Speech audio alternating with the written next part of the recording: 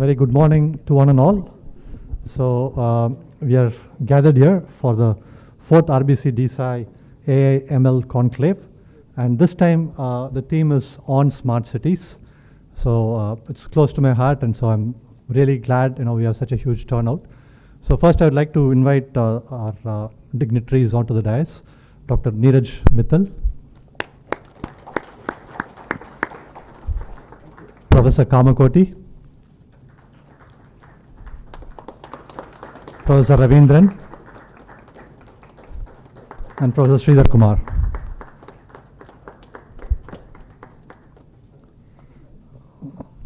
Sorry, we are a few minutes delayed, and there are other appointments the dignitaries have, so we'll quickly go through this. So first of all, I want to welcome all of you for coming in today. The speakers, right? Some of them have come from other cities, so we are very grateful to them for gracing the occasion. We have a fantastic lineup of speakers today, and we are also grateful to all the participants. I think many of you are from academia, students, so we hope what you listen today will be inspiring, and we want you to take up some of these ideas, make it into a reality. So I welcome all of you for this conclave.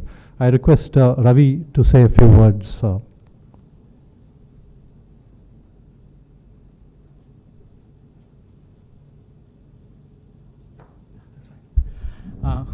Good morning, everyone, and welcome to the 4th RBCDSAI conclave on smart cities. Right. So, just a quick background on why we are doing this industry conclaves. Right. So, one of the goals of setting up the Robert Bosch Center for Data Science and AI was not just to do fundamental research in AI and publish and so on and so forth, but also to provide a pathway for us to kind of get this technology to the hands of people who can use it. Right. So we always have been looking at very close coordination with the industry, and from year one we have been doing these industry conclaves quite often with very good support from industry bodies as well. Right. And this time I'm very happy that we have good representation from the Tamil Nadu government as well. So we have Dr. Neeraj Mittal with us today in the morning, and in the afternoon we will have the Smart Cities Commissioner also be part of the events. So it's very heartening to note that the government is also very supportive of these initiatives. And without much further, you can continue with the program, right? Yeah. And welcome everyone. Thank you, Ravi. So I request all of us to rise for Tamil Thai Varthu. We'll start with auspicious beginning.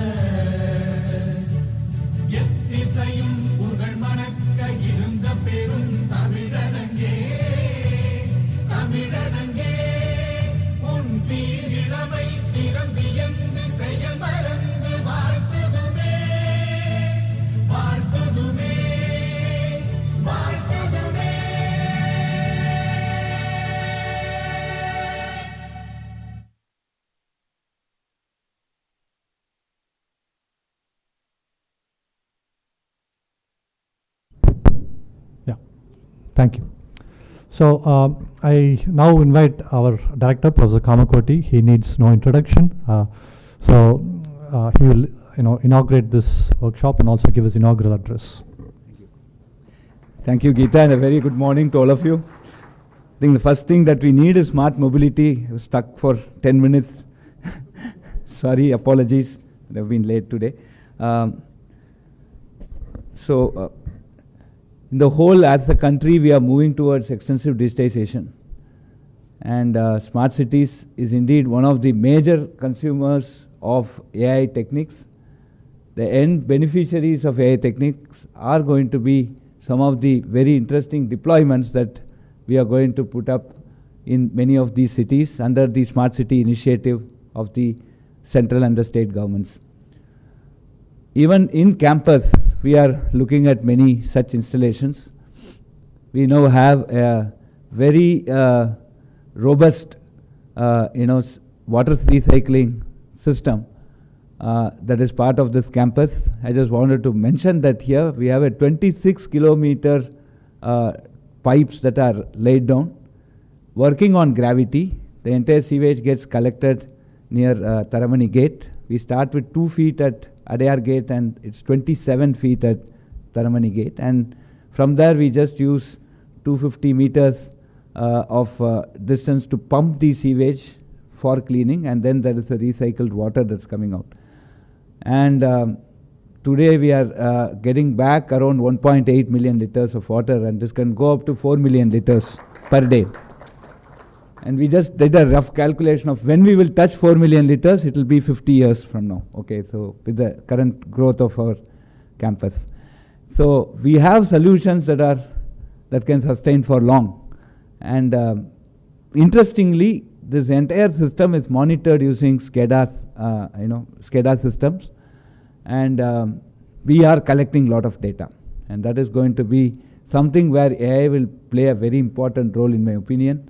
To maintain the quality, to maintain control over this, and do a lot of preventive maintenance, because these are very interesting, very important smart city initiatives. We'll have same thing for our smart water distribution, right? And with the advent of 5G, we'll shortly be having a 5G enabled campus, which will be homegrown 5G from us, and then that will again enable many smart campus initiatives. And these are things that we can translate, we can scale, and take it to a ward level, then to a city level. And I think that is something very interesting.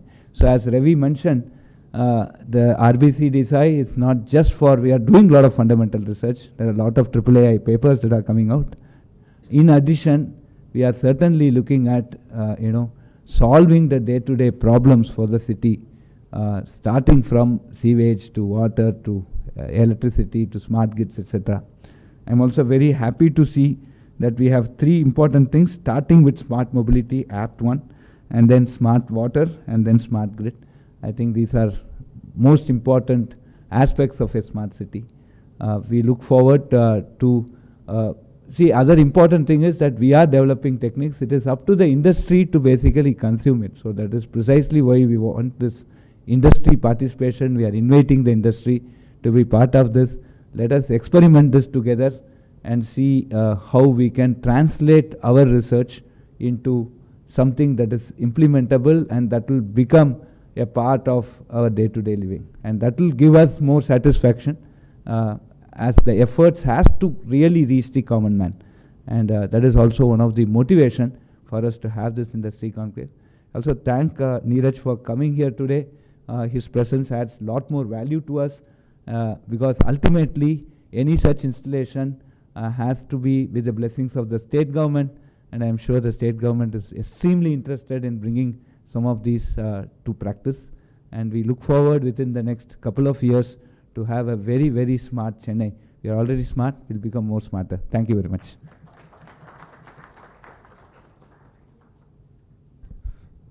Thank you, sir. So I would like to now introduce our chief guest for the event. Dr. Neeraj Mittal is Principal Secretary, Information Technology in the Government of Tamil Nadu.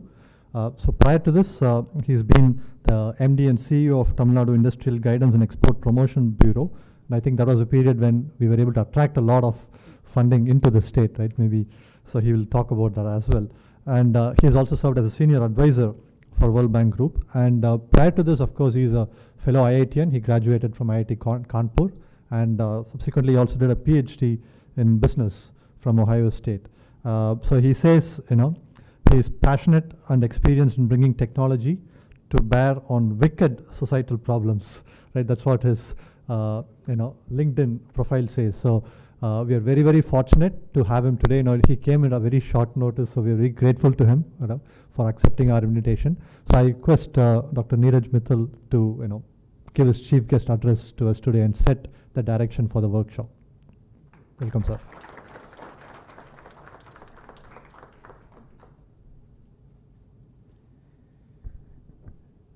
Professor Kamakoti, Professor Geeta Krishnan, Professor Balraman, other colleagues on the dais, all the students, researchers, industry, academia, fellow academicians from other institutions here. I'm really thankful to IIT Chennai for having me over here. I think, they were saying this is one of the, the first or the second event where we have so much physical participation, which is good to, see everybody face to face. There's nothing like having a face to face interaction. I'll not really, go on the technical aspects, I'm incompetent in doing that. I, possibly forgot engineering way back in '89. But I think there is a lot of issues when we are talking of technology, which youngsters who are developing this technology need to know. I was reading a book called Coders very recently. Many of you may have or may have not read it. It talks about as Facebook grew, there were thousands of engineers which were working on Facebook, and their only aim as an engineer was to see, the simile given is that they were working on a rocket which just goes up, right? They wanted to make sure that the rocket went up. When the rocket comes down, nobody thought about it, right? So all these social problems which have been created by social media, no engineer thought about them when they created a solution. And we all are working in that environment today. We need to be cognizant as an engineer, not just to solve a problem, but to see what are the social issues which might arise, ethical issues which might arise.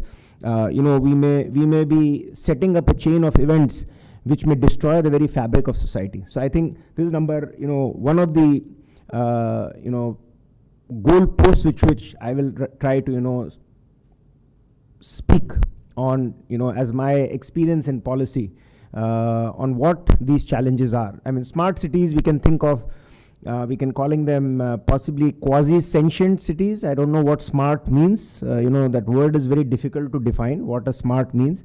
But I think what I'm trying to see is that if I'm staying in a house and I have some need, whether the city can respond, the city infrastructure can respond to my need immediately by sensing it. I think that is what is a smart city, right? And then, which means it opens up a slew of technologies. It can be IoT, it is, AI, it can be big data, it can be, the traditional old, your apps which you are having, all those come into play. And what comes into play is also challenges associated with them. So, you take big data or, neural learning and deep learning, it comes with a set of, biases. It comes in with set of, I was reading, the other day, there is a software in the US which the courts use to defend or, decide on a bail application of a particular person, right? That software is trained on the past 20 years history of crime, right? And you can understand very well who will be the, people who are, so it gives a probability for every person who comes into the court whether he will commit a crime again or not, and the judge has to take a decision based on that, because they're trying to help them clear the backlogs.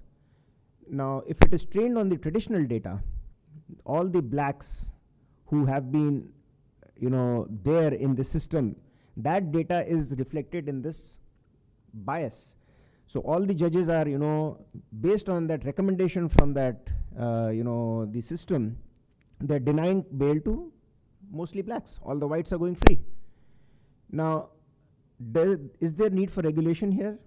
There is private enterprise. They have not shared the algorithm as to how did they reach this, decision point, whether if you feed in a person's profile, whether it is unbiased.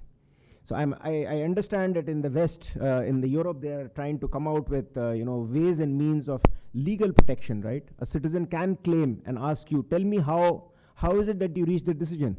Publish it. Let people look at the data. Let them, you need not tell me the algorithm if you don't want to, but I can put in the data inside and get an answer of discrimination outside and say, okay, this is X, this is Y, whether the classification is right?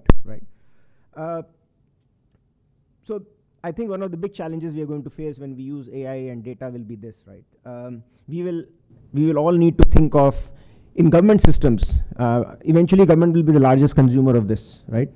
What we are concerned with is technology, scalability, maintenance, capacity building of people who understand how to, kind of use it once you have gone. I mean, you have designed a technology, you have given it to the, private sector, but it's going to be maintained by, so ease of maintenance. How is it that the citizens are going to interact with it? Whether it takes care of, security, hacking. It's a favorite pastime of many countries now to kind of, hack into weak systems. And these are the challenges we need to all, really wake up to when we are designing these technologies. And I would urge you to all remember this example. We are not just designing a rocket to go up. We should also plan when the rocket comes down, what will happen, right? And that is, I think, the key message which I would like to, give you here. And of course, the benefits are tremendous, right? Efficiency. We can. The Earth is going through a climate change process, which is very, very severe. You have seen the Rhine River dry up in Germany. There are ships which are, stuck in the middle of the river. Railway systems are melting in UK, and we as a country will see when the sea rises up. The cities which are on the shore, Chennai included, will find that places will drown, and these are all challenges which smart cities will have to tackle as we go along. So not only we have to solve the past challenges, we have to also solve challenges which are going to come with massive changes in our environment. And the state is, as Professor Kamakoti said, is very enthusiastic. We are doing a lot to make sure state can do whatever it can to. We cannot actually create this technology, but we can enable creation of that technology. We are going to start something called a Tamil Nadu Technology Hub to really help innovators amongst yourselves, accelerators who have done some work, to be able to connect to the rest of the world, whether it is venture capitalists, whether it is technology. So for example, we are talking to partners like countries who have who are at the forefront of technology and innovation, like Israel, labs such as Fraunhofer Labs, National Science Foundation, to make sure that any idea which you are working on does not fail because it did not have the right contact. Right? Everything else is your baby, right? The technology is yours, R&D is yours, how it works, the pitfalls, all of them are your domain to work on. But if you are unable to, it should not fail just because it could connect to a relevant partner and it could have achieved a success. So, the state government is trying to create an enabling environment. We are also using AI and data analytics to provide services to citizens in a proactive manner. So rather than you running behind this service, the paradigm shift which we are trying to do is that the service should run behind you, right? The moment you become 18, you should get a link saying that you're eligible for a license today. Here is the link, go apply. Your certificate, your birth certificate should automatically be pulled from a digital locker. It's there, you don't have to do anything, you just apply. It's connected to a payment gateway. You put in your number. If you've already stored your credit card there, you get an appointment. Hopefully it's an online, learner's test so that you can just write it. And so that's the, paradigm we are trying to work on. We are creating a single state family database for this purpose. And we will very soon be able to actually operationalize it, where you can actually see if you're already having, say, for example, a ration card, you should be able to see what benefits you're getting from the state. it will be a single source of truth for you. You change your address there, it gets changed in all the other databases across the state. You don't have to run to every other place and change your personal particulars. You can store your data, whatever it is you have stored in, for example, in DigiLocker, it'll all show up there in your against your login. So we're trying to bring all these. So this is part of smart cities, right? I mean, it's a place where you can start working from. You look at a citizen and you say, and of course this raises issues of privacy, right? I mean, you put the cameras all across the street. Chennai has all the cameras all across the place. No, I mean, they have been able to detect several criminals from their crime records bureau trying to do certain bad things, but it has also recorded me shopping, right? I don't want that to be recorded. I mean, I've broken no law. Why should state know what am I shopping for, right? So I think that those kind of trade-offs we need to really work on when we think of these technologies. Put yourselves in those shoes and see if there's something wrong which will happen. There are a lot of other applications which are happening. We would like to collaborate with you. The GCC, be it, I was just reading something yesterday or today that they actually use drone-based coverage to detect several swimming pools in the city of, I don't know, London or somewhere, and they raised about 1 million euros of, property tax. So it was all undeclared. So I think efficiency gains, tremendous risks, tremendous opportunities, tremendous. We all need to be cognizant of all these issues. So I'm sure these issues will also be deliberated when you talk of smart water, smart mobility, and smart grids today. And we are happy to receive any recommendations for the state government. So thank you again for this opportunity which you have given to me. Thank you.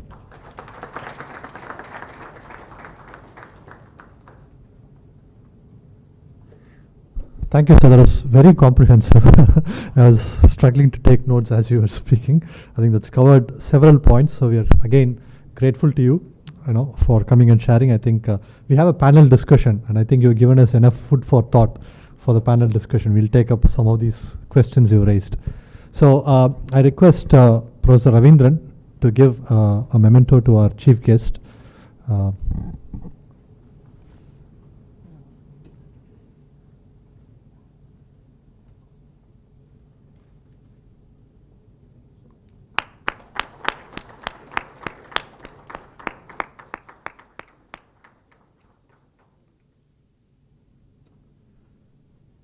And I request Sridhar Kumar to give a memento to our director.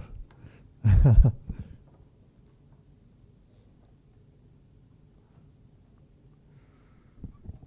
I'm sure he has many leaves already, but from Robert Bosch Center, I think this is the first time. Yeah.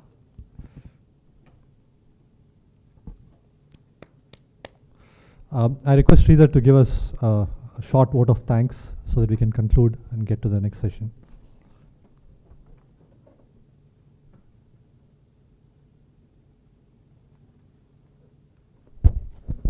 Good morning. I'm Sridhar Kumar from the Department of Chemical Engineering and associated with the Robert Bosch Center.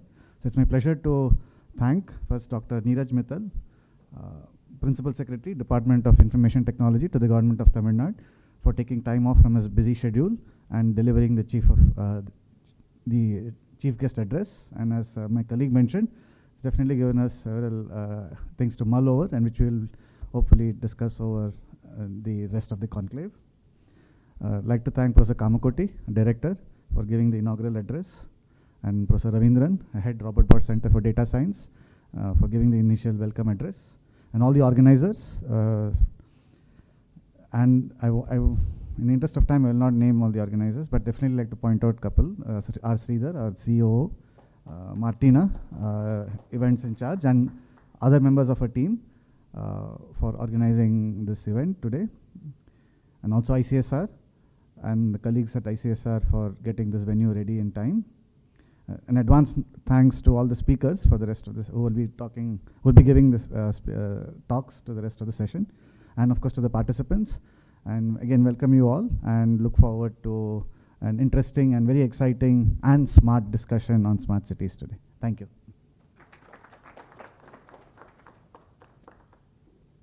Thank you all. We'll start the next session in a couple of minutes. Thank you.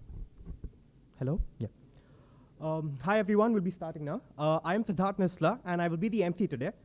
So before we start with the first talk of the day, I will quickly go through the session. We have 7 talks and a panel discussion scheduled for today. The talks are spread over 3 sessions, with the themes being smart mobility, smart water, and smart grid. The first session of the day will be smart mobility. This will be followed by a 15-minute refreshment, after which we will have 2 sessions on smart water and smart grid. We will then break for lunch. Post-lunch, we will have a panel discussion on the role of AI and data science in realizing the vision for smart cities. The panel discussion will be the last event in the auditorium, and we will move to the exhibition hall after that for some exciting exhibits and demos. So with the session with the schedule out of the way, let us start with the first session of the day. The theme for the session is smart mobility, and we are very fortunate to have Dr. Vijay Kovvali deliver the keynote address. Dr. Vijay Kovvali recently joined Transportation Research and Injury Prevention Center as Professor of Practice at IIT Delhi. He was earlier at IBI Group as an Associate Director. He has over 25 years of experience in transportation engineering with focus on transport technology, traffic engineering, data analytics, and modeling.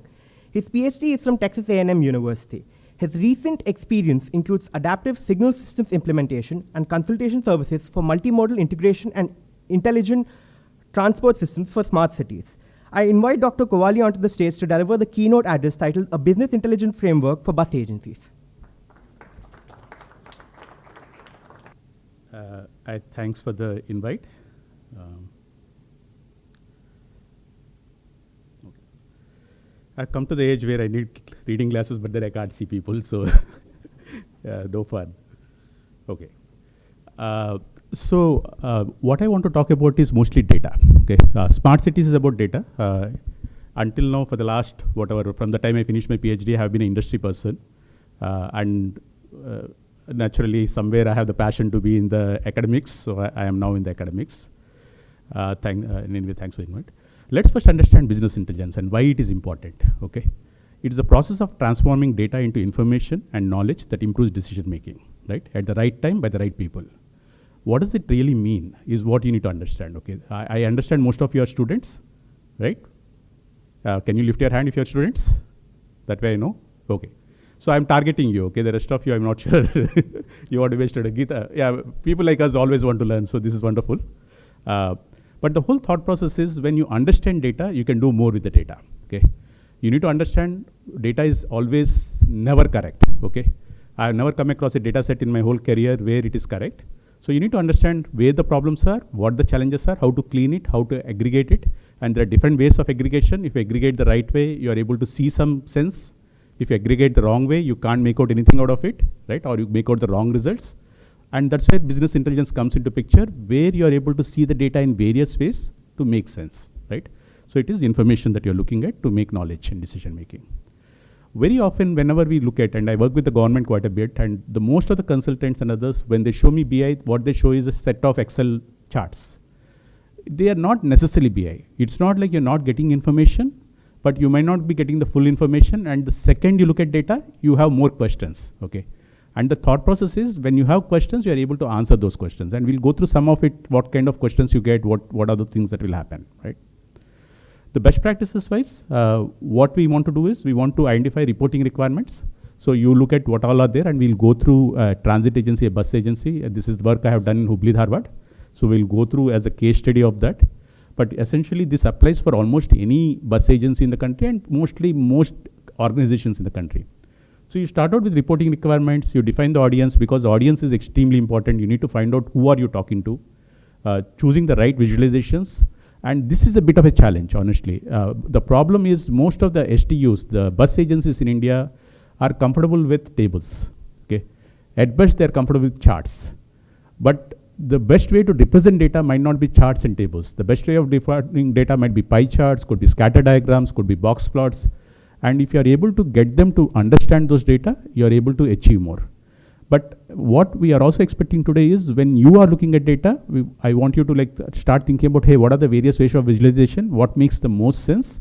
And how do I take this forward to show the data, and then we educate them, because we need to do capacity building. Okay, we cannot say that, oh, this is the base scenario and we are going to take that base scenario and make it happen.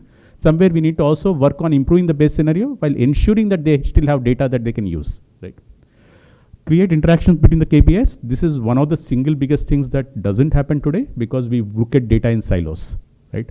So it is important for us to look at across and we say, hey, different departments that are there and what are those department requirements and where do they merge?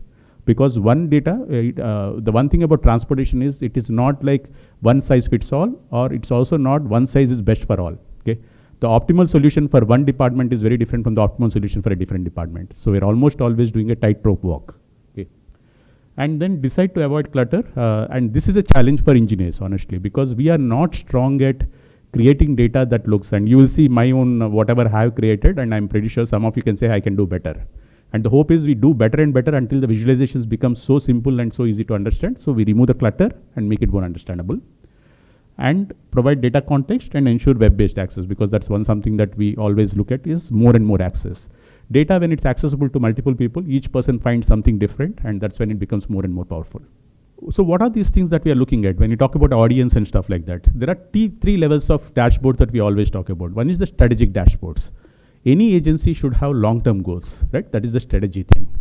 And there you're talking about 15 years from now, 20 years from now, this is what I want to achieve. One of the projects we did in Chandigarh, we looked to like NUTP, the National Urban Transport Policy, talks about public transport should be 70% of the traffic, right? And when you talk about 70%, it's very easy to say, hey, I need to get 70%. When your director was saying, hey, I got stuck in traffic, part of the reason he's stuck in traffic is he got stuck because that 70% mode share doesn't exist, right? And one of the reasons is his time is very, very important compared to other people's time. There's also a context, okay? So like your time and my time is not half as important as the director's time. So expect him to take public transport is not realistic, right? But the people who can, like who especially have a 9-to-5 job, can take public transport, right? Because they are basically coming to work and going off. They're not doing anything. A salesperson, although his time, he's not at the same level as your director, probably has more of a need for a private vehicle, right? So there is always a context that comes into picture, and we need to pay attention to the context when you look at even the business intelligence, okay? So you have the tactical dashboards, which is sort of in between operational and strategic. Operation dashboards are what is happening all the time. Tactical is where it is giving you information to do more, okay? And it's a little more esoteric.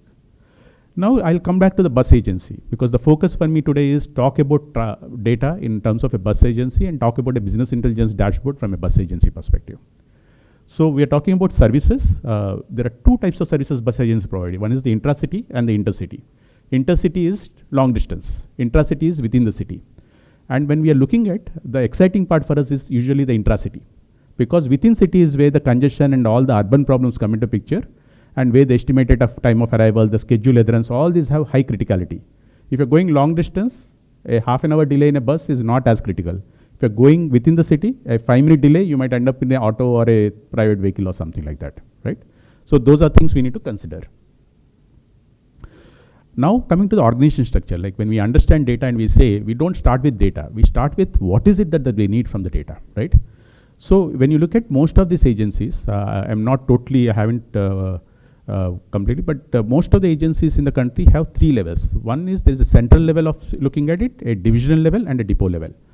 Even at MTC, they have a central level, a division level and depot level, because they basically combine all these things. And then you have departments, okay? You have the mechanical department, the traffic department, stores, right? Accounts, security. All these are things that happen at each and every depot level, department level and division level, okay? But HR, systems, MIS, civil are things that can happen, and also law and order can happen at a central level where they are controlling it from the central. So the needs again changes when you look at it, and that's the understanding you need to have, saying that, hey, what are the needs? At a depot level, that means that each depot is communicating. So you think of it as a hierarchy, right? Depot is something that is looking at certain amount of space and saying that these are the routes that go from it. At division, they're combining a set of depots, and at a central level, they're combining this one, combining the whole of the divisions and everything, so that you're looking at a central level. And these are things that we need to, when we understand that how they are set up, is when we start talking about, hey, what is the data needs for each of these people and where are they important? Even here, if you look at it, security data needs are very different, right? And they don't affect us as transportation people necessarily, okay? They have an impact in terms of vehicles coming in and out, but it's not as critical to us as knowing what is the traffic impoundment, what is the amount of maintenance that is happening, because if the bus doesn't go through, what happens, right? So there's a difference in thinking process, because you need to understand the departments and how they are set up for you to move forward, okay? I'll give you a few organization structures so that you just get an idea. This is the NWKRTC one, how it is set up. As you can see, the departments I have, there are a few more departments that they have and a few other things that they are doing. If you look at the BMTC organization structure, it is again different things. One of the interesting things that you should look at it is traffic. Traffic is essentially what they call about ridership, okay? So when you look at ridership, and I'm not sure. Traffic, the operational traffic is in one place, and the non-commercial traffic, that is the advertisement and other things. And when you look at STUs and state transport undertakings, STU is the short form for state transport undertaking, and most of our public transport agencies come under that. We are looking at sometimes dividing this up, and that's where like the combination of this is important, because when you look at revenue, you're looking at revenue as a total at some point of time, right? It's not just traffic. But here it is dependent on two different people, and they might not want to talk to each other, right? So these are all things that can create challenges, but it's never possible to put everything under one person, right? At the high level, it is there. So it's always a balancing act that you need to figure it out, okay? This is the organization structure at the depot level for the same thing. You look at what are the various departments that are there. The reason I'm asking you to look at all these things is when you don't do it, and we see very often people jump into data first. When you don't look at it, you almost always make mistakes in terms of what the end client wants, okay? When you look at all these things and you understand what are their needs, then you are actually getting into the right path, okay? So there are internal needs and external needs, okay? Very often people are focused on the external needs because we are mostly external people, right? We say, hey, the bus has to come on time. I need to know when the bus comes, right? That is the information one. But where the efficiency comes is on the internal needs. The bus, when they know how many buses, where are my riders? What are the routes that I need to have? What is the dead kilometers that I have? There are a lot of information that you have, and what is the leakages that I have, that kind of stuff, right? You have some of the set here, but these are things that you need to look at. Everything starts from needs, okay? So understanding the organizational structure, and then everything starts from needs. So coming to the BI process itself, when we started developing the process, we looked at, hey, what are the document agency-wise KPIs, okay? Then what are the BI users? Who are the users? Not everybody in the agency needs to use a BI, okay? Not every data needs to be shared with everybody also, right? So there are certain things that are necessary that the MD and a few of the top management only know. Others, it will only create more challenges if you do that. What are the dashboards and categories that are there? Like, so we need to figure out, you cannot naturally have one dashboard, but you need to combine them and make sense out of it. Selection of key KPIs, because not everything, like everybody likes everything, but some KPIs can actually give a good indication of other KPIs. So if you are able to figure out the KPIs that make sense to basically aggregate everything, that makes more useful. And then the filters, because you're not looking at data from yesterday, right? You might want to say, hey, today is Tuesday, how was it last month, last year, right? So there is a lot of other things that you want to look at. So filters and data visualization become very critical. And finally, the insights. Insights is where, because very often the top decision makers don't have time to look at data, right? So it's very, very important that you come up with sensible insights. A good example for you is traffic, right? You have congestion. So we were doing the ITMS project in Hyderabad, and first thing my team put up is, okay, there is a threshold level at each intersection at which I am going to send a message to the police, okay? I wasn't initially involved, but once I got involved, I said, hey guys, don't do that, because the second you send that, every day there's congestion, right? If you send a message every day, and you say there is a threshold is reached and do something, they can't do anything. But when is data useful? When you're saying at the non-recurring congestion. If suppose at 6 o'clock in the morning, 7 o'clock in the morning, you see something, and you send a message saying that, hey guys, 7 o'clock in the morning, there should not be congestion here, but there's congestion, right? Then people can go there, clear the congestion, so that during the peak hour it doesn't get affected. Because if you don't know, the reason all of us have jobs is that 5 minutes of congestion. The 5 minutes of congestion extends throughout the day, right? Because the volume to capacity extends probably for 5 minutes, and that really, really pulls through. And thanks to that, we all have jobs. So be thankful to congestion. That's one thing.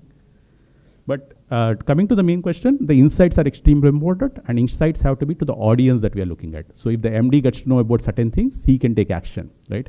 But if a operations manager can take that action, but the MD is the one getting the input, that's not going to be very useful. So we need to understand who needs what data and when they need it. So we set up a set of questions, like when we started about BI, hey, what is it that we want to do? Revenue, like what do we want the revenue type? What is the operations expense, earnings? So there are certain things that are critical to the agency, okay? Some of these things need not be necessarily critical in the long term, but in the short term, if they're critical and you're not showing what they want to see, they will not even pay attention to your BI, right? So there are few things here, like from our perspective, bus agencies should not be concerned about their revenue as much as their ridership. So first thing they should look at is the ridership, and their targets and KPIs, everything should be ridership and schedule adherence. Revenue should be secondary, because bus agencies are not in the thing of making money. They are in social work area, right? They're taking care of all the people, especially on the equity, who cannot afford their own private vehicles to get them there. So that focus needs to come in, and that's where we are talking about. Same way, looked at ridership, safety and security, and safety security naturally is very critical. We know how many accidents are happening every year.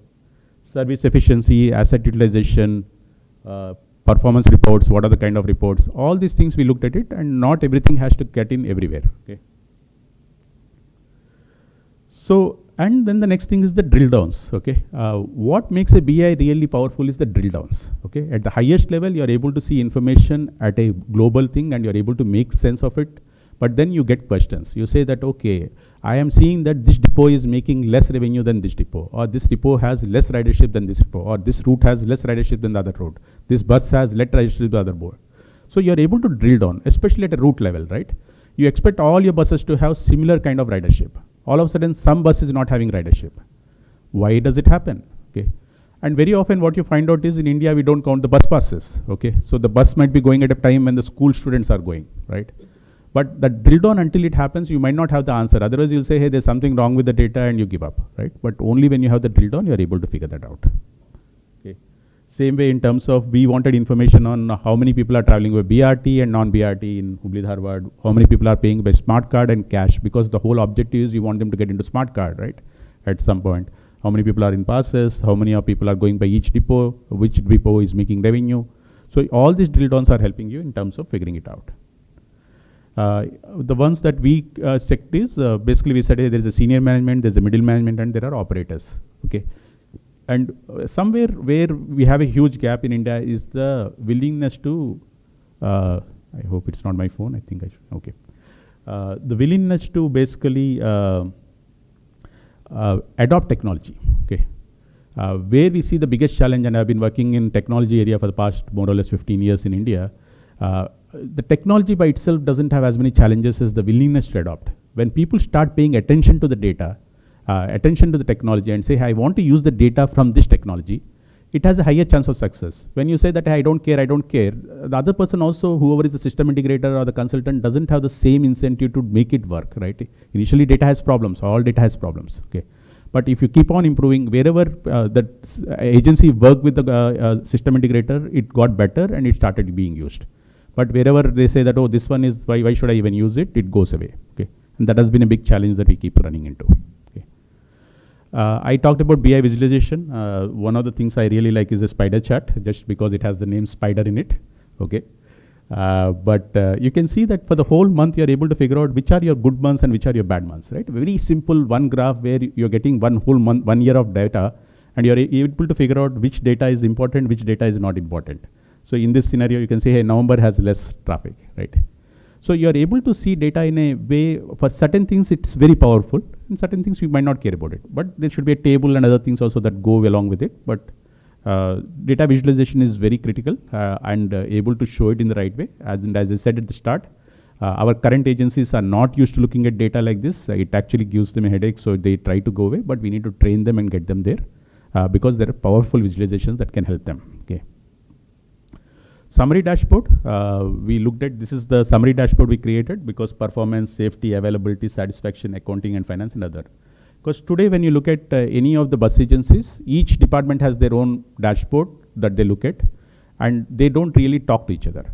But if you look at a mechanical and versus a traffic, right? If suppose 10 buses are for maintenance, naturally 10 buses are not on the road because of which the revenue will reduce, right? So all these are combined. So that's where the availability comes into picture, and then the performance, you look at it, OTP is on-time performance. And if you just fix on-time performance, almost everything comes into picture because on-time performance happens. The big thing you need to understand about any transit agency is you plan, like anything is you plan and you make sure that your operations match with your planning, and it never happens. But if you're at 80, 85% and you try to keep at 85%, 90%, That is when you are actually doing, and you keep changing your plan to make sure that your operations. Why does your operations never match your planning? Because of congestion, for instance, right? You say, I need to have 10 trips done by this bus, but the travel time per trip goes up by about 10 minutes. Next impact, you have only 9 trips. So when you next time plan, you plan with 9 trips. You don't plan with 10 trips and fail, right? So planning should lead to this one. What we are very strong in India is firefighting. You create a problem and they'll go firefight, but they're not very strong at planning and taking care of the planning in terms of that. And that is something we need to work on, and that's where the BIs and other things probably can help them, because they're looking at data and everybody from top to bottom is able to look at data. Okay. Again, the various pages, because BI is not a single sheet, it is multiple sheets that you're looking at, and you need to look at the summary, performance, safety, all these things that we looked at and what comes into each of this. Okay. I'm just showing a couple of the mock-ups just so that you know. And this is where I think it can be done better, right? This is something I did in Excel, okay? A very good way is, if you guys are like interested in this, Adobe XD is very good at showing this, which makes it look more professional without actually doing the data and the programming that you require, right? So we are able to do this one, and what you see on the left side is the insights come in, right? So the important things that are there should come in here, while you are able to see each of the dashboards, and you're in the summary one, you have a view 1 and a view 2, right? And all the data that is there, so the greens and the yellows, so that you're immediately able to figure out the reds, so that you know which one are bad. But if you constantly stay bad, people won't pay attention, right? So you need to take one item at a time and keep improving, okay? When you look at this, you cannot do everything at one go, but you say, hey, I'm going to take this as the item and then keep improving. That's how you work on it, okay? Same thing with summary, like 2, what you're seeing is the view 2. This is more graphical, because the other one they wanted as a table, very easy to look at. This is more graphical, where you're looking at. And what makes a BI is, when I click on any of this, all the other data needs to change, okay? So if I'm looking at only in this scenario, I'm looking at ridership by service. If I click on BRT, the BRT, total ridership of only BRT should show up here. Total fare revenue of only BRT should show up. On-time performance of BRT only shows up, like that, right? Revenue also only of BRT shows up. That's what makes BI powerful, right? It's basically interactive, and you're able to click on it. A few examples that I like, especially the first one shows a good BI where you're able to click on things, but all of them are limited from Indian context, honestly, but it all gives you information in terms of what to look for and apply. Okay. Wrap up, transit agencies need to analyze their data. Very often they collect data to just ignore it. So that is something that in the current, like all of you will come into where it's important in the next 4 years, 5 years, and you'll be here for the next 40 years. And I really hope during your tenures, you can make it happen. BI is not a set of plots, it's actionable intelligence. Always remember the word, it's actionable, right? Something can be done because of the data. So you need to always ask the question, if I show this, what will they do, right? If I show this insight, what will they do, right? Filters and comparisons are needed to make data intelligible. So all these filters, like very often what the problem we keep running into is they don't put filters, so that creates challenges. You need to have the data drill downs, and data drill downs is where the power comes from. You need comparisons, all those things. So that's where the thing is. So extensive drill downs, as I said, and data will always have gaps. Please remember that no data is perfect. So don't worry about it. It will always have problems, and you are working constantly to improve the data, right? And something that is working today will stop working tomorrow, okay? That always happens, okay? That is at least, and if it doesn't, you guys like we are lucky, or it's like something different, right? That's all I have. Hope it's a quick wrap up for a lot of work, so I hope I didn't overload you guys, but thank you. Thanks again for the invitation. Any questions? Any questions? Professor, thank you. A lot of the information you shared is, it sounds like basic business intelligence. Absolutely. I always joke that the top 1, 2, 3 in any institution is very different from the top 1, 2, 3 that a technologist wants to provide us. So when you kind of like coordinate some of these activities and these red flags, as you showed us, you mentioned at the start that it was the alignment and the ownership of the key leaders on using the technology rather than the tech itself. What would be your top 3 asks from your point of view, now that you've been in this role a little while, in terms of what is the role of perhaps advanced ML, or maybe even the early stages of AI? A lot of this doesn't need it, right? A lot of this is very basic ML, very basic data science. Where do you think that really we need to put in some effort and thought? No, even here, when I'm looking at it, so a couple of things. One is there are two levels of the problem, okay? One is people not wanting to take up technology, right? Because of which very often the system integrator gives something that is not even usable, okay? So he gives simple things where even if they want to use it, there's no useful information comes out of it, because of which they ignore, okay? So it's a two-prong, like both of us are basically not clapping, so that's the problem, right?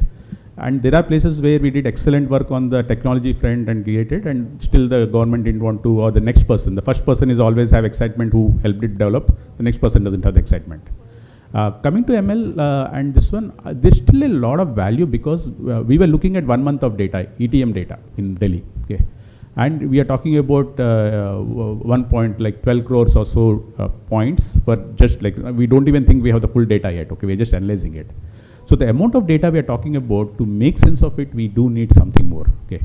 What I'm showing you is the output of it, right? But you can make that insights a lot more smarter than what it can be by using technology, okay? Because we do talk about, like we talk about CAD EVL data that we're talking about. Every 10 seconds, I'm getting a data point, okay? So I can use that data and I need to make sense of the data, okay? My challenge is, at a very basic level, I'm having problems, right? But if I'm able to provide very simple insights where they say, yes, this makes sense, right? And if you have the right person on the other side of the table, and that can come from good usage of the data. Because of this so much enormity of data, we are never able to give that aha moment to the client also, right? But once you start giving that aha moments using the technology, then they will start using it more and more is the expectation, okay? And that is the reason whatever I've showed also in terms of it, although it is very basic, it still doesn't exist in even most of the places, even in developed countries, this amount of detail doesn't exist, okay? And when you're trying to look at questions, when you look at data, you get new questions, right? And you cannot go into the software and do anything, like none of the people, like, because the system integrator comes in, gets out, okay? So I do think that there's a huge value of ML, but we need to figure out how to apply it to create that aha moments. And so the questions that I'm talking about make sense. What is that question that ML can solve that we are not able to solve today, right? And that is an answer I still don't have, but that is where the research question comes into picture, right? Saying that, hey, this answer is we are not able to provide without the big data analytics and machine learning and stuff like that. Okay. That's my take. I don't know if I answered your question, but yeah. Yeah, please. Yeah, hello, this is Maheshwaran from Mindtree, and thanks a lot for wrapping up all these like different insights. So I'm amazed at different sort of KPIs you could produce from maybe observing or monitoring this kind of like data. So my question is to you, Dr. Rose, like, what is the initial, like in beginning every initiatives or every business intelligence engagements, you would face an organizational or a very inertia, right? A lot of inertia in even moving things. So most of the staffs or most of the dashboards, apart from the strategic dashboards, are like tackling the operational insights. So how did you convince the clients or convince your stakeholders on adopting this, maybe overcoming this initial inertia? You asked the $1 million question, okay? There's no good answer. As I said, very often there are people who are visionaries, okay?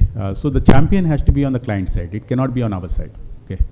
So, and that is where somewhere the government needs to pay enough where most of you will end up joining government, right? Where it is exciting, or there is enough of a attractiveness from government to join government, okay? And unfortunately, it's not there, okay? But what I can tell you is that why we are creating whatever I'm saying is, you create the data, right? What is in your control versus what is not in your control. That's how I look at it, okay? I tell my team also, think about what is in your control, okay? I have the control of doing some of these things, okay?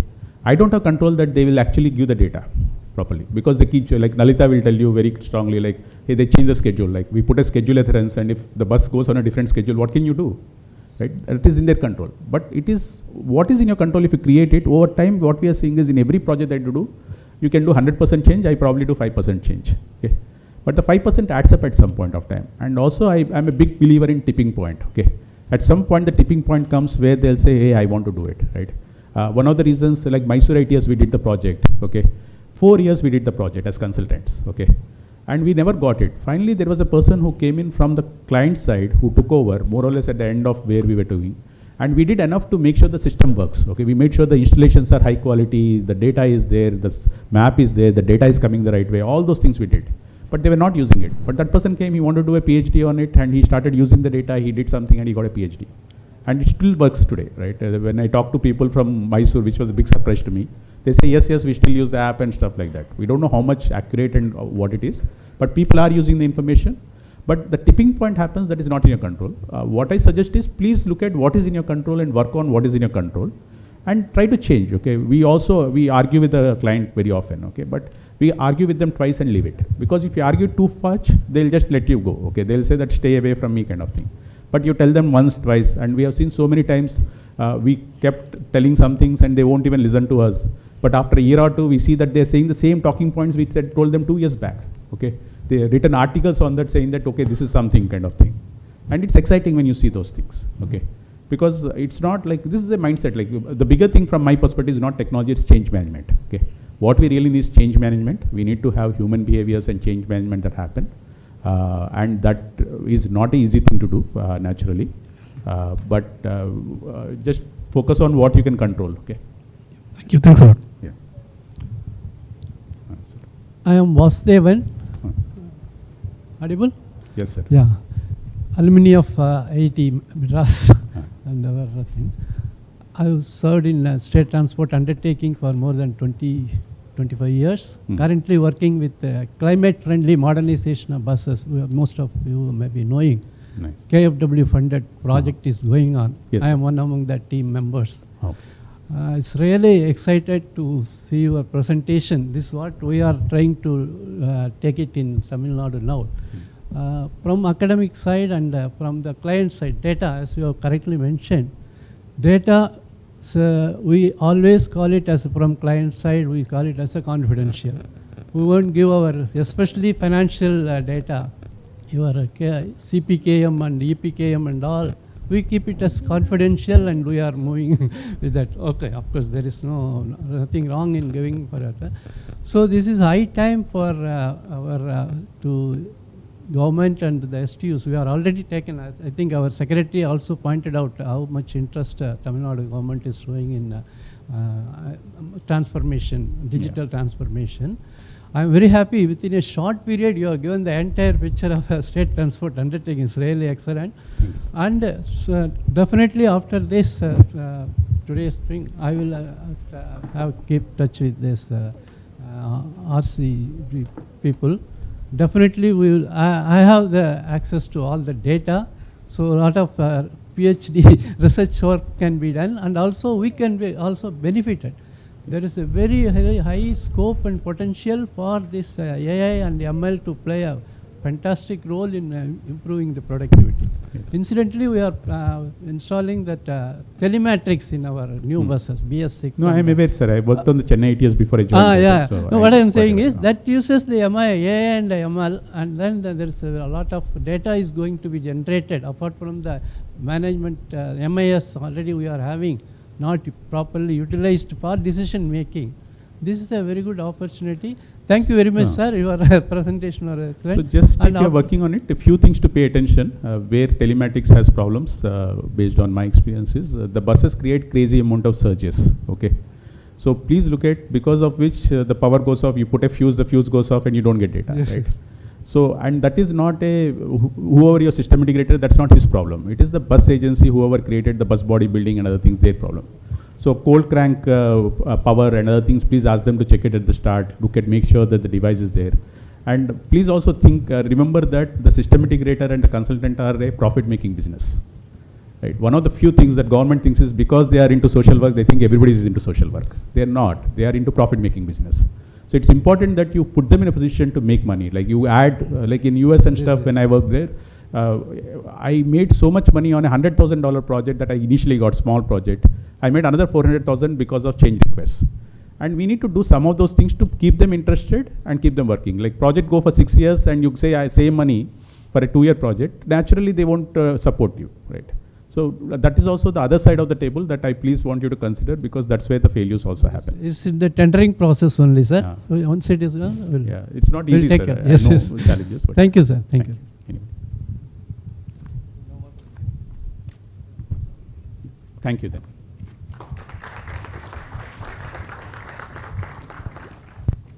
Thank you for the very interesting talk and the very honest Q&A, sir. I invite Professor Geeta Krishna Ramadurai to hand over a memento.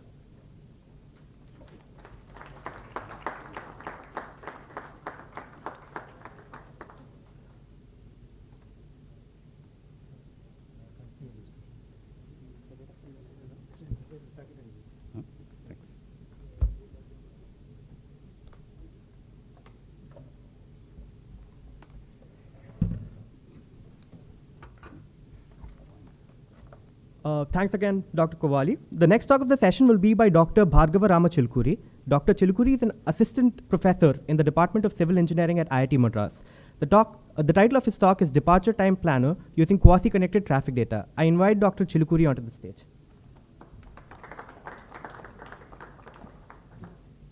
Thank you very much. Welcome to the conclave. Am I audible? Audible? Okay.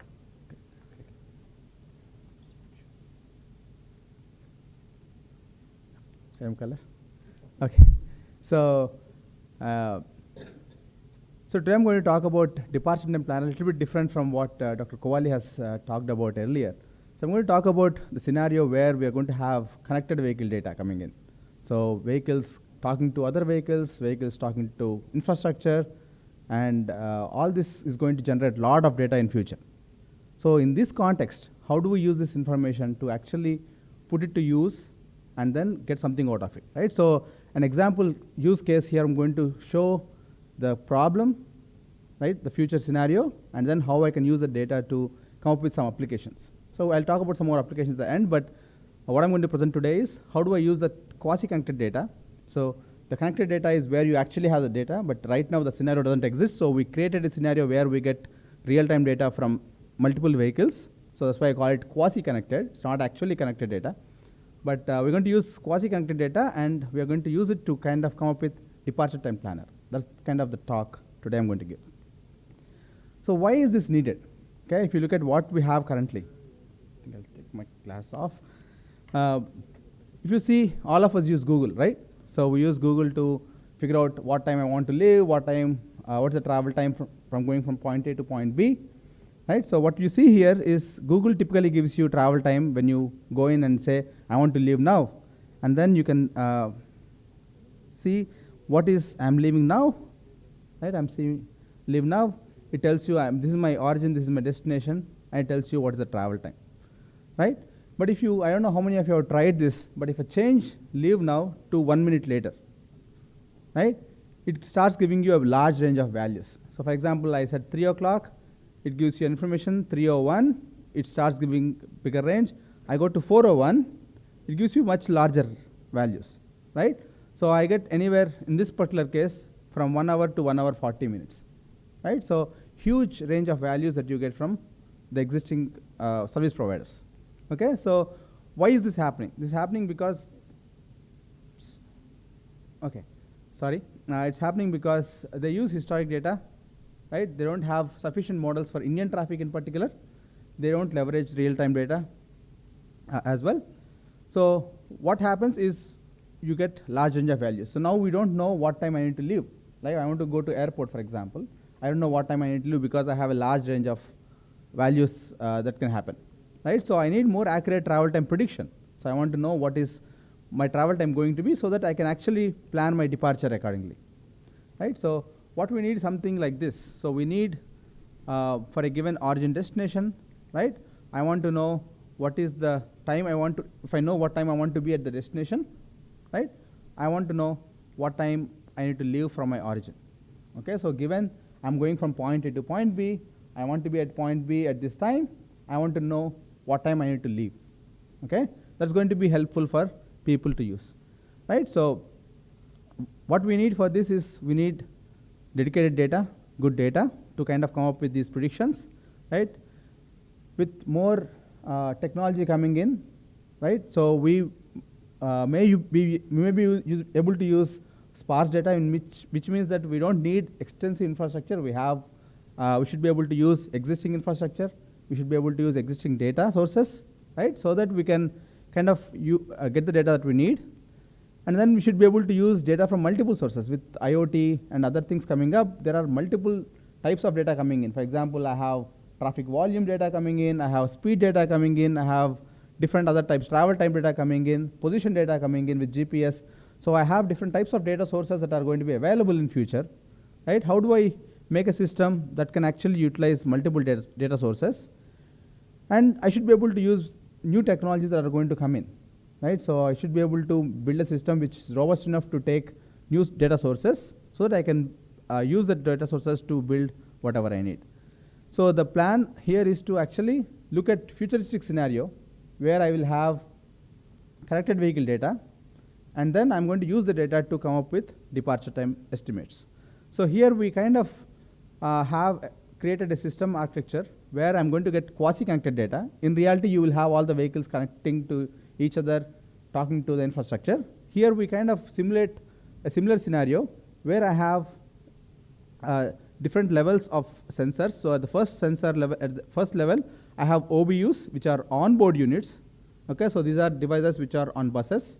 Okay, so they have GPS, so it gives GPS data, but also has a Wi-Fi sensor, which means that it actually kind of figures out what are the Wi-Fi MAC addresses around the particular vehicle. So for example, the Wi-Fi sensor, what it does is it passively observes what are the MAC addresses of other Wi-Fi enabled devices. Okay, so for example, if you have a mobile phone, your Wi-Fi is turned on, your mobile phone is always trying to look for a router to connect to.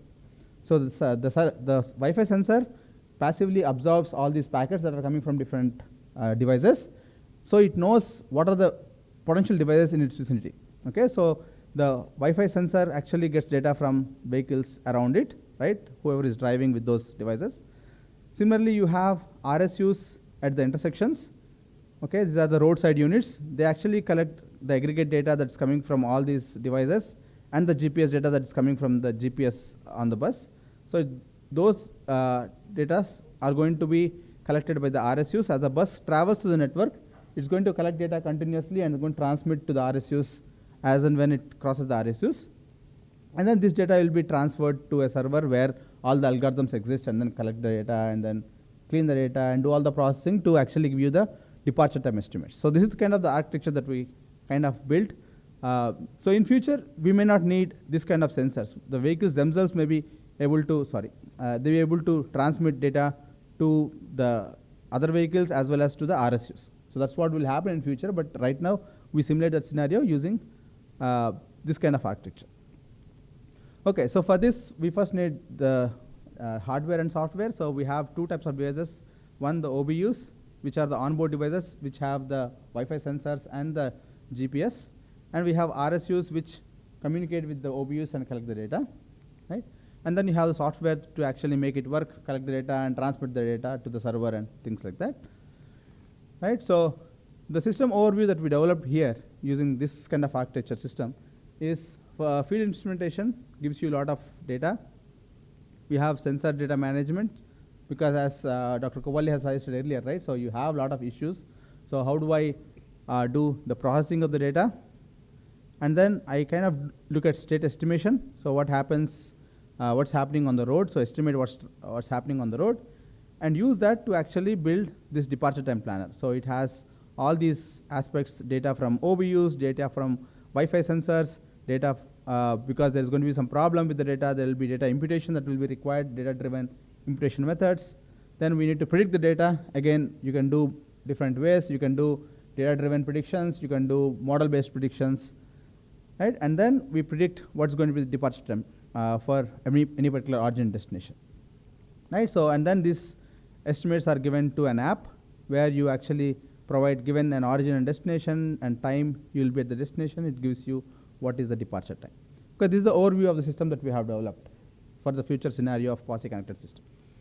So the data looks like this, something like the OB data looks like this. It has latitude, longitude data. It has all the MAC addresses that were collected, right? So we kind of mask the data for privacy issues. Of course, it's very difficult to go back from MAC address to the person, but we still mask it by changing the numbers here. And then we get the time. So we know at what time these MAC addresses were observed at what location. Okay, so that's what we understand from this data. Similarly, we also have Wi-Fi sensors at the intersections that actually collect Wi-Fi MAC addresses and the time.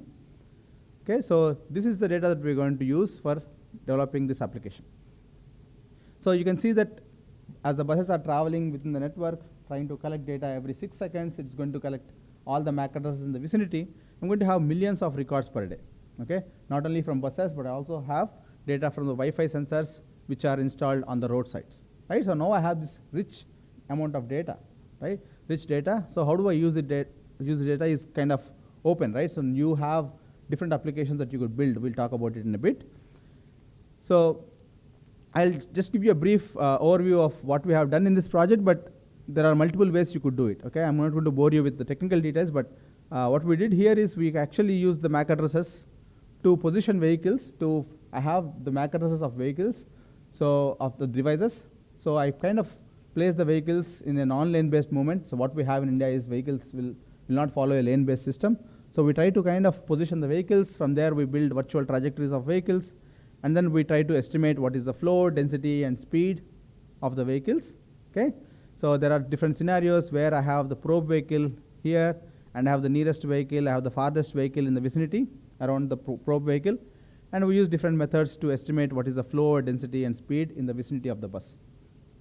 Okay, and once we have the state estimation, so I know the speeds and flows and densities in the vicinity, now I'm trying to predict what's going to happen in future on the corridor, right? So I use a second order partial differential equation here model, but there are different methods that you could use. In this particular project, we have a requirement to do something like this, and you need to calibrate the parameters to do the prediction, right? So you have the current state the actual prediction. The actual prediction is here from the real world, and this is prediction, and this is the actual. But you could use other ways, right? You could use ML-based methods to actually do prediction on the traffic state, or you could do prediction on the departure time itself directly, right? Instead of doing the intermediate steps. So once you have the predictions, right? So you also do imputation. You may not have all the data that you need for doing the imputation properly. So you can do imputation at different levels, either at estimation level or the prediction level, right? You can do different methods, data-driven methods, historic data-based methods, model-based methods, right? So it's kind of open. So we developed 3 different methods: one cluster-based data-driven method, and then historic data-based and model-based. So we did all 3, and we found out that the actually data-driven methods work much better than the other methods. Once you do that, then we have to figure out what is the departure time. Okay, so I know this is my traffic condition right now, and this is how it's going to change in future. Now I need to estimate, given how it's going to change, I want to estimate what's going to be my departure time. So we kind of developed the backtracking algorithm where you estimate the time of departure given what's going to be the future traffic conditions in the network. Okay, then the departures are sent to the DTP or departure time planner application. So this is what we have done in this project. So departure time planner looks something like this. So you given origin and destination, I pick origin and destination, and then the time of arrival at the destination. So I want to be at the destination at so and so time. My output will be something like this. So you go from origin T Nagar to airport, and this is going to be your departure time. So you need to start at 8:09, and you will be reaching airport at 8:30, right? So, but you need to do a lot more than just giving numbers, right? Because you want to know kind of where are the bottlenecks in the route, where the speeds are going to be at more or less, and things like that. So you can even incorporate some of the features like bottlenecks on the road and how you can visually represent alternate routes. So all this can be kind of added. So we kind of did a field implementation of this system, right? We have 3 corridors, one from Vadapalani. People from Chennai, you would know, 3 corridors: Vadapalani to airport, T Nagar to airport, and Tambaram to airport. We evaluated the system on 3 different corridors. We installed OBUs on buses, so onboard units on buses, on 12 buses, and we have 8 RSUs at different locations on these 3 corridors, right? So my origins can be Vadapalani, T Nagar, or Tambaram, and my destination is airport, right? And we kind of benchmarked it, the data with Google data. So I have data coming in from Google that gives you predictions on what's the travel time. So we kind of looked at what is the Google data for all weekdays and weekends on 3 corridors, right? And we have the actual travel times. We have Wi-Fi sensors that actually give the travel time, and we have the predicted travel time from the departure time planner. So we have 3-way comparison. So what the data we predicted from departure time planner versus Google versus the actual travel time, right? So here are some results that we got. So you can see these plots for 3 corridors. I'll show 2 more corridors later on. This is for Tambaram to airport on a weekday. So the greenish lines are for the Google predictions. These are the values, average values from Google, and this is the actual travel time the dark blue is the actual travel time, and light blue is the departure travel time, departure time planner, the system that we developed based on the quasi-connected data. Right, as you can see, we did it for evening peak period, morning peak, and off peak. This is for weekday and this is for weekend. You can see that broadly speaking, you can always see that the estimates from the DTP are much closer to Wi-Fi sensors, the actual travel times, and these are much different from the Google estimates. As I have shown you earlier, right, because it gives you a large range values, we took the average value from there. So you can see that consistently overestimates on all three corridors for both weekdays and weekends.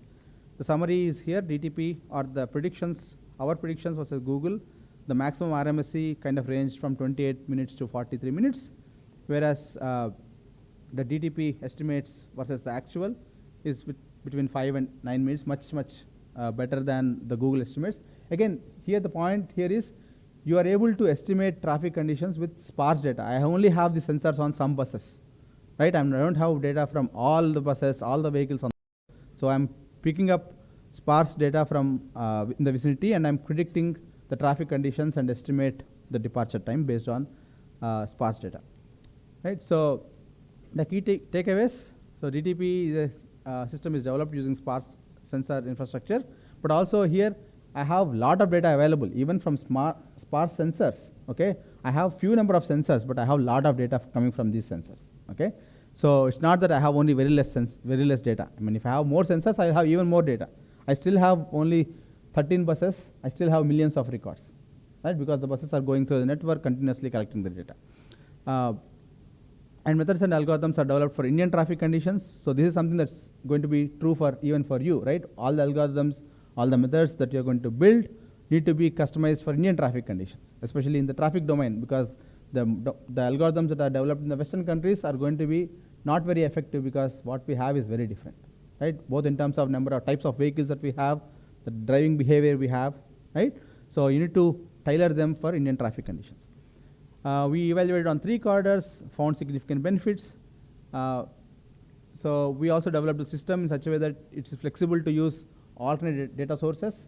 Again, it's also going to be true for any of the applications that you're going to build, because it's not that you will have only one type of data. So you will get data, different types of data from different sources. How do I fuse them, right? How do I make the system robust enough to take different type of data available at different cities, right? Not all cities will have all types of data, right? So your system, you can't keep building it for different cities separately. So how do I make a system which is kind of generalizable and easily scalable also, right? So one challenge in this domain is going to be, what we have used is more of model-based prediction. I showed you the PDE, and then I use PDEs to actually start doing predictions, which will require lot of parameters to be calibrated, because otherwise you will not be able to get good predictions. One thing that you could do is go for data-driven methods, right? For large-scale deployment, especially this actually, when you have large-scale deployments, your number of parameters also will go significantly higher, right? So it becomes kind of intangible to go with model-based sometimes. So you need to look at how do I use data-driven methods at different levels, both at estimation, prediction, or directly bypass all these and directly go for departure time prediction, or any other application, directly go to the output, right? So there are a lot of possibilities when it comes to the futuristic scenario of smart cities. So we are going to have more IoTs, more data coming in, and we can use that data for more applications in the mobility and smart cities, right? I just gave some examples here, but you can think of so many more applications. Like for example, in terms of traffic operations and control, how do I use information to control signals? How do I use this for perimeter control? How do I use this information for traffic management, right? How do route people? Traveler information in terms of how do I give appropriate information to the travelers? How do I use this for supply-demand management? Can I tell people when to leave, when to start, so that their travel times are minimized, fuel consumption is reduced, right? So you can kind of look at so many more applications. How do I use it for asset management, right? How do I figure out what is the condition of payment, what is the condition of my transportation assets, and then kind of use preventive maintenance. How can I use this for transportation planning, right? So et cetera, et cetera. So you can think of so many applications in terms of transportation mobility and for smart cities, okay? So this is going to be futuristic scenario with so much data going to be available. It's up to you to kind of develop the appropriate applications. with that parting thought, I want to stop here. I'll be happy to take any questions. Thank you.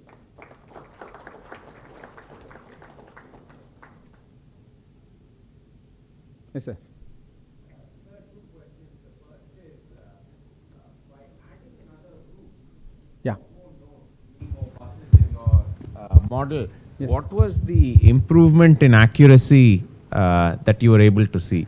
Okay, so that's a very good question, but that's something that was out of scope for us. So what we were looking for is, we have only limited OBS. These were kind of a demonstration project that we did for Ministry of Electronics and Information Technology.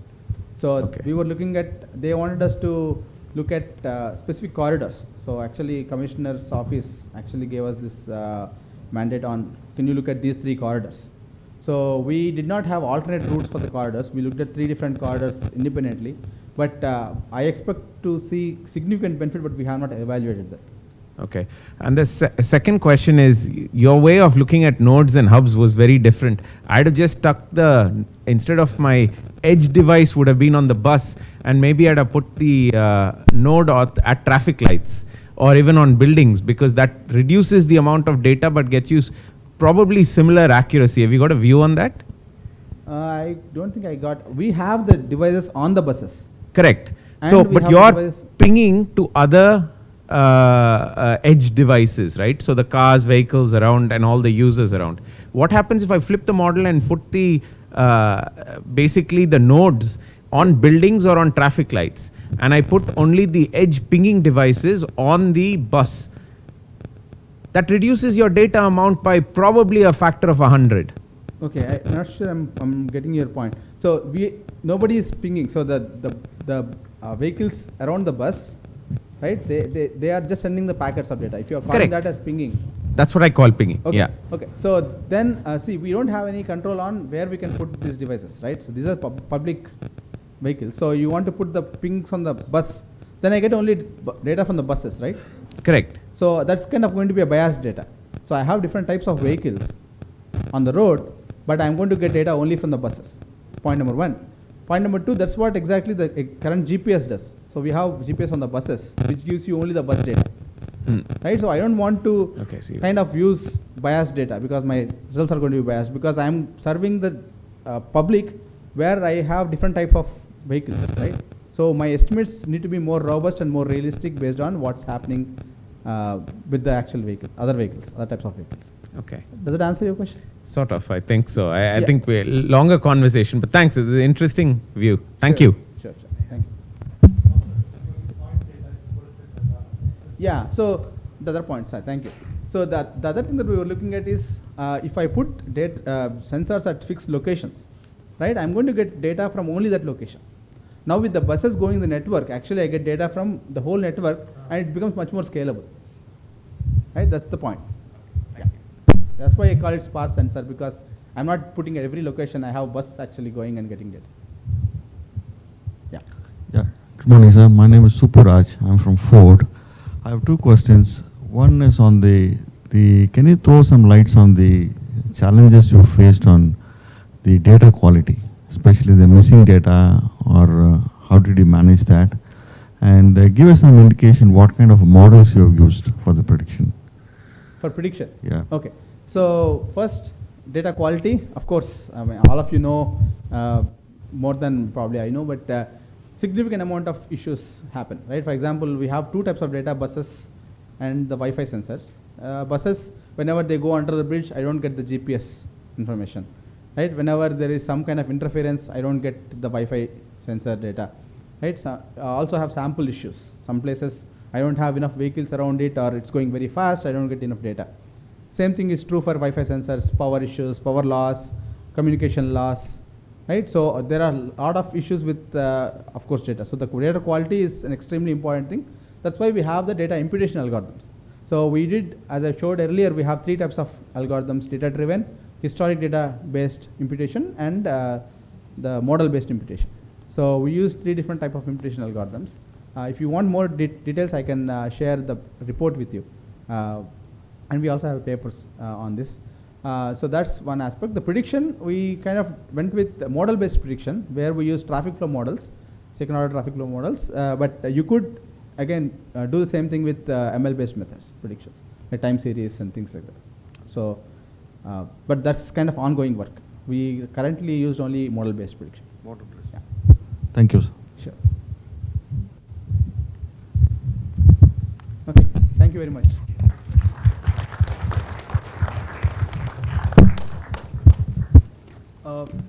Thank you for the talk, Dr. Bhargava. I request you to stay on stage. We will have Mr. Sridhar come and give you a memento.